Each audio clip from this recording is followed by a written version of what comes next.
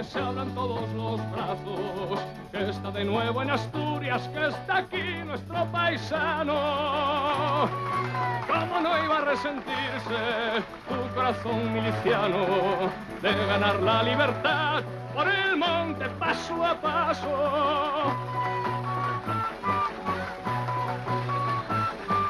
No fueron años gloriosos, ni tampoco de fracaso. No conocía tu nombre ni el de más cercano trato.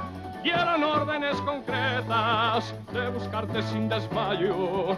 Debe ser duro vivir escondiéndose a diario. De aldea en aldea andabas, burlando a quien te buscaba, durmiendo por los pajares, desapareciendo al alba. Fuiste escribiendo esa historia que aún no ha quedado cerrada. Años de guerra y de cárcel cimentaron la alborada. Basta mirarte a la cara, basta escuchar tu palabra. Sobre la muerte y el odio no se levanta una patria.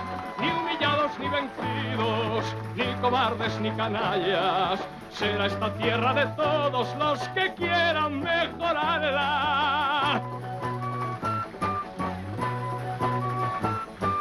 Que repiquen las campanas, que se abran todos los brazos, que está de nuevo en Asturias, que está aquí nuestro paisano, con su nombre y apellidos, y empujando el mismo carro, hasta las piedras si hablaran, hablarían bien de Horacio.